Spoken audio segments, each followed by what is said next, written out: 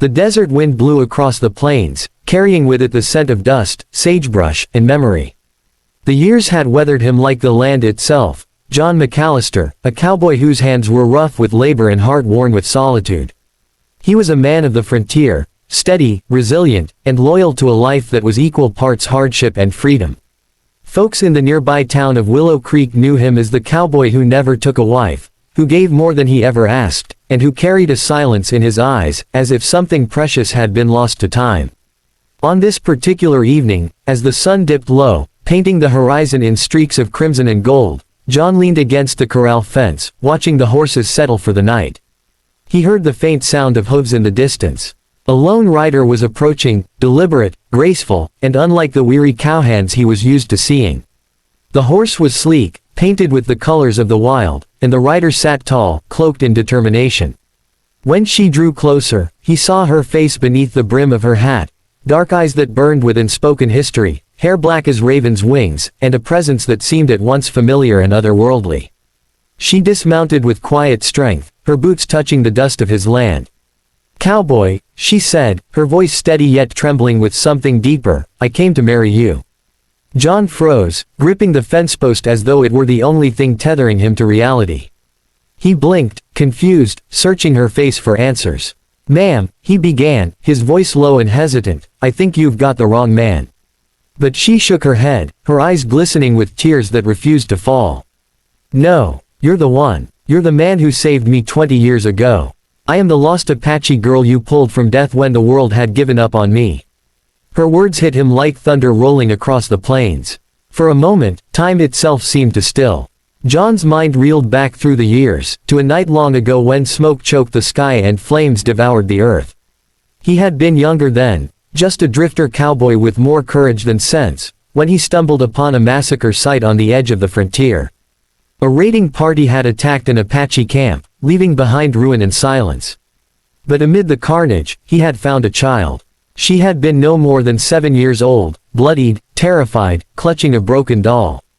The men responsible had ridden off, leaving her to the wolves and the vultures. John had lifted her into his arms, whispered words she could not understand, and carried her away from the burning ground. For weeks, he nursed her wounds with what little he had.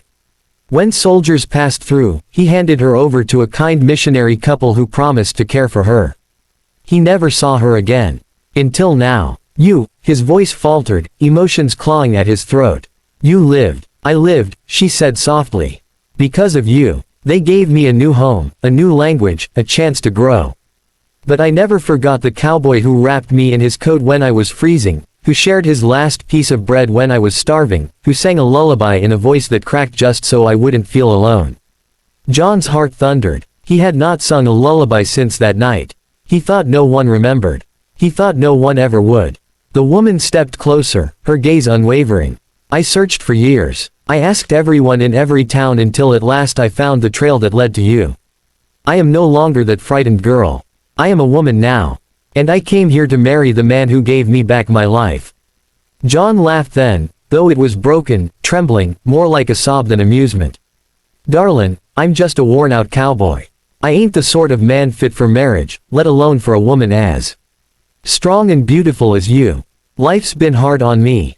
I got nothing to offer but a patch of dirt, a roof that leaks when it rains, and a heart that's seen too much sorrow." But she did not waver. "You gave me life when you had nothing. You gave me hope when you had none to spare. Do you think I came here for riches? Do you think I came for comfort? I came for you. The man who taught me that kindness can bloom even in the ashes of cruelty. The man who saved me not just with his hands, but with his soul." The cowboy swallowed hard. Memories of loneliness weighed heavy on him. For years, he had watched his friends married, raised families, and filled their homes with laughter. He had told himself he wasn't made for such things. But here stood a woman, living proof that his one act of compassion had blossomed into something greater than he ever imagined. Her words cracked something open in him, something long buried beneath years of dust and silence. Tears welled in his eyes, unashamed, raw. He stepped closer, reaching out as though afraid she might vanish like a mirage. His calloused hand brushed hers, and he whispered, "I never thought I'd see you again." "And I never thought I'd find you," she replied. "But the Great Spirit brought me back. And I will not leave without you." Silence stretched between them, filled with the hum of crickets and the sigh of the desert wind. Then, slowly, John nodded. If you're truly sure, then I reckon a cowboy like me don't deserve it, but I'll give you all I have left."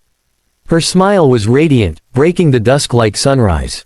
She stepped into his arms, and for the first time in decades, John felt whole.